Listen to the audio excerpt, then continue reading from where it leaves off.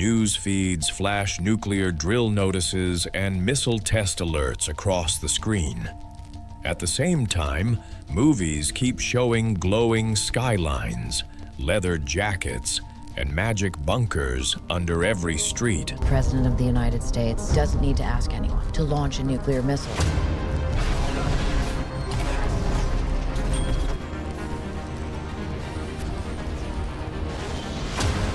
Let's break down what real nuclear fallout looks like instead, and what Hollywood gets wrong.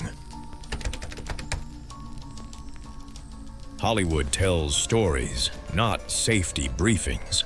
A film needs a simple arc, clear heroes, and fast scenes that keep people watching.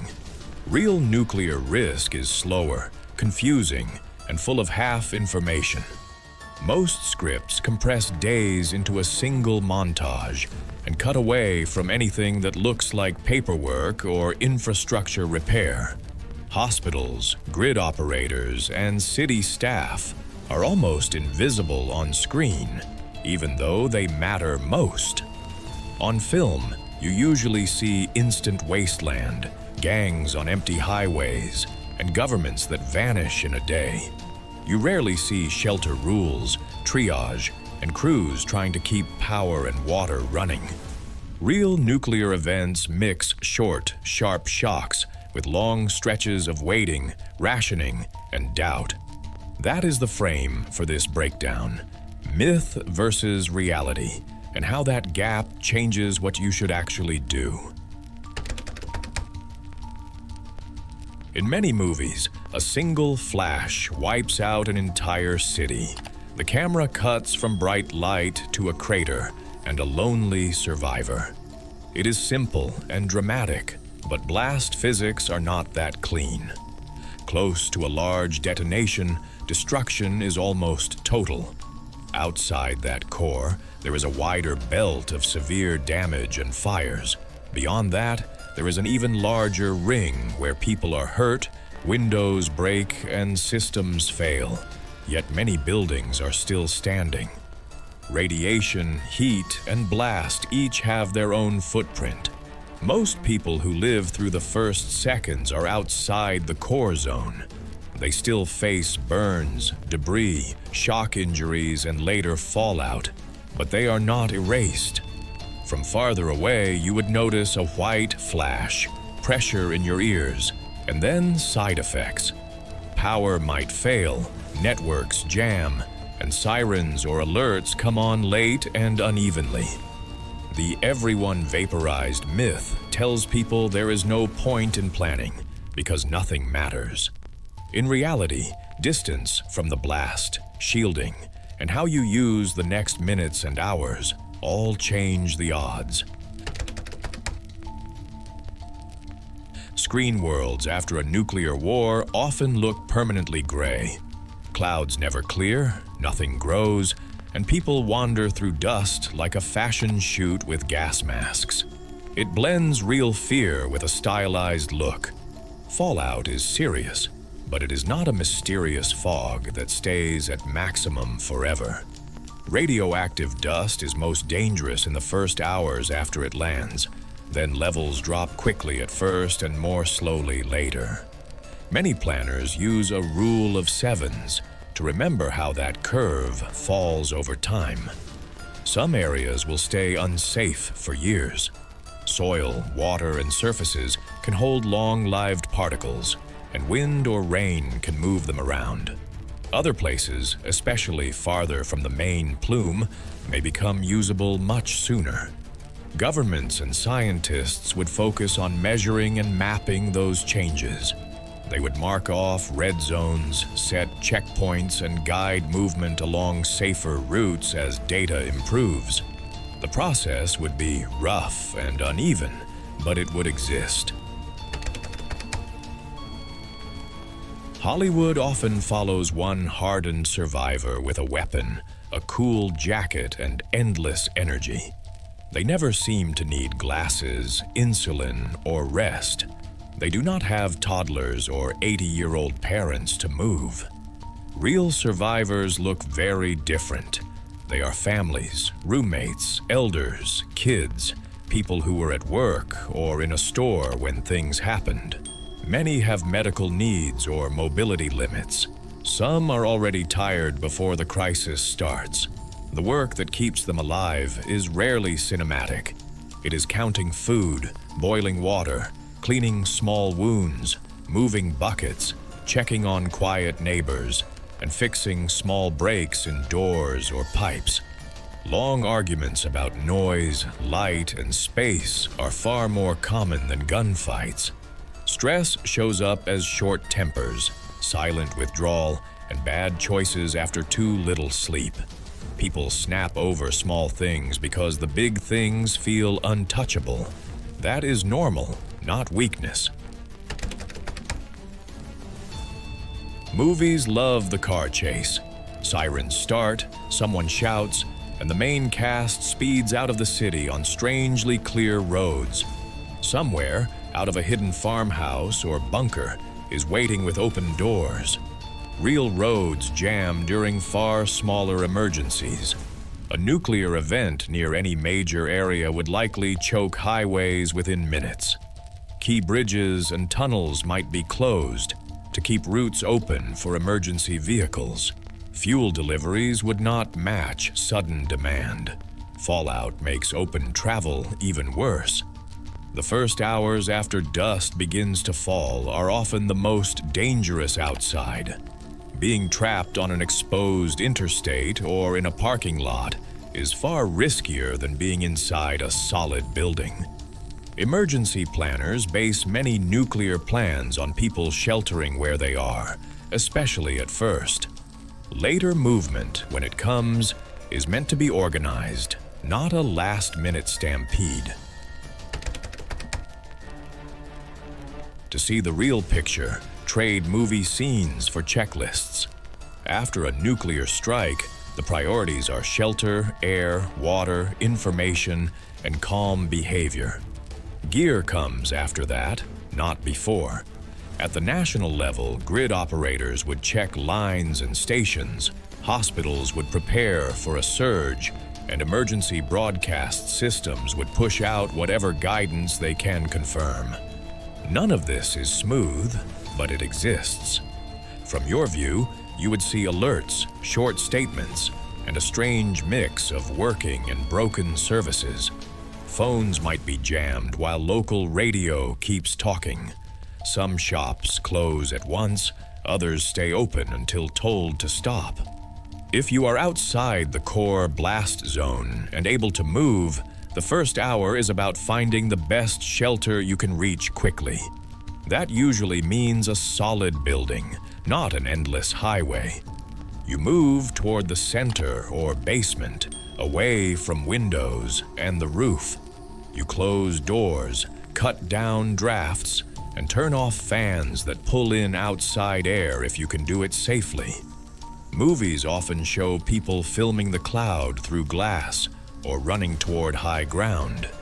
In reality, the most realistic opening scene is you shutting a door, taping a frame, and choosing not to join a traffic jam.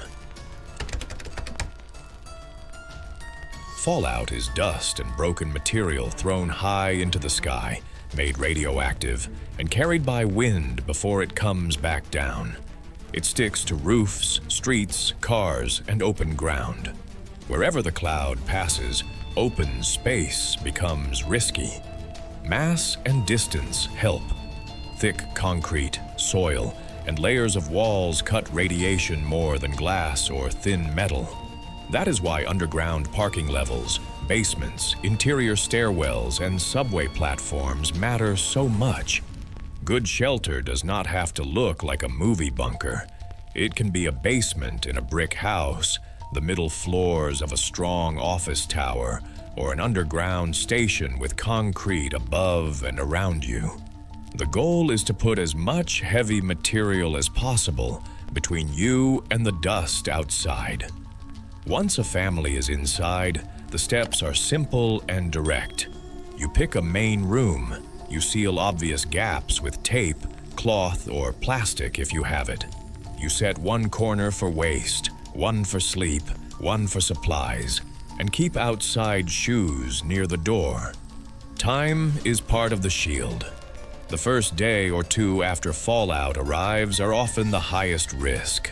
Staying put during that peak cuts exposure sharply. You do not need decades of stored food to improve your chances. You need an adequate shelter now and patience to stay there. Subscribe to the WW3 files for calm, realistic nuclear breakdowns that show what actually helps families survive. On screen, wounds are often props. A character shrugs off burns and deep cuts. They rarely get an infection, and bathrooms barely exist. In an actual nuclear crisis, infections, dehydration, and untreated chronic illness can kill long after the flash. A small cut that stays dirty can turn serious. Bad water can put someone in real danger within days. People who rely on insulin, inhalers, or heart pills face tight limits if supplies run low. Hospitals would try to protect staff and supplies while sorting cases quickly. They would focus on the people most likely to live with the tools they still have. They cannot reach everyone. At home or in a shelter, your job is modest but important. Clean wounds with safe water if you have it, cover them, and check them. Keep drinking water away from waste. Store regular medicines where you can see what is left and use them on a schedule. Hygiene is about keeping disease from catching up with you. A basic first aid kit, soap, trash bags, and a way to handle waste may quietly matter more than exotic gadgets that look good in a movie. Films often cut straight to gangs and warlords. Every neighbor seems one bad day away from turning into a raider. It is tense, but it ignores how people usually behave after real disasters. In many crises, the first reaction is to help. People share phone chargers, knock on doors, bring water to older residents, and form simple watch groups. Conflict appears later, when stress and shortages pile up. Trouble grows when blackouts last. Information is unclear, and aid feels unfair. People who already felt ignored before the event get angrier faster. That slide takes time, not hours. Smart moves for you start well before any crisis. Learn a few neighbors by name. Trade small favors or tools so there is a base of trust. During hard days, share what you safely can and help set simple rules for shared halls or stairwells. Quiet cooperation often buys more safety than trying to stand alone. A handful of steady people who talk and plan are closer to reality than a cartoon gang leader with a truck and a slogan. Hollywood likes empty capitals and silent agencies. It feels clean on screen. One day there is a government. The next day, only echoing hallways remain. In real life, some offices fail, but others keep going from backup sites. Continuity plans exist so that a smaller version of leadership and key services can operate under stress. They may be slower and less visible, but they are still there. Authorities focus on a short list. Keep water and power running where possible. Keep hospitals supplied, manage fuel, and keep order around key sites. Many other services will be paused or cut back. Military and civil defense units guard infrastructure, escort supply runs, and control access to damaged zones. Not just fight. Their job is partly to stop panic from turning into wider collapse. Information will feel uneven, but it will not always be zero. Local radio, text alerts, and in-person briefings can continue even when the internet is unreliable. Knowing in advance where official shelters and likely briefing points are located makes you calmer later.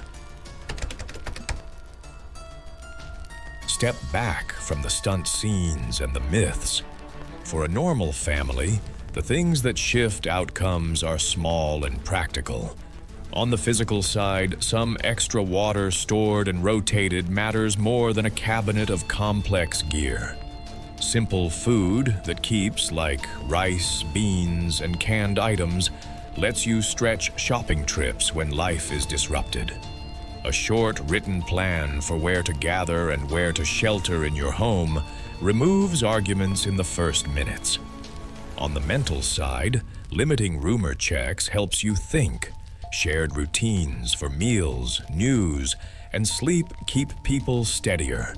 Clear roles such as who watches children, who tracks supplies, who follows official updates, cut down on confusion.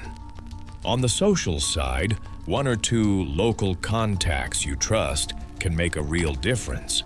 Agreeing now that you will check on each other if alerts ever sound keeps you from facing everything alone. Compared with Hollywood, real survival is not about cool outfits or dramatic speeches. It is about boring consistency and small, repeatable actions. A realistic view of nuclear risk does not mean panic. It means quiet, low-cost steps that make your home a little less fragile. Nuclear war would be brutal, but not cinematic. You cannot control global choices. You can control knowledge, routines, and simple preparations that make your home less fragile if the worst ever happens.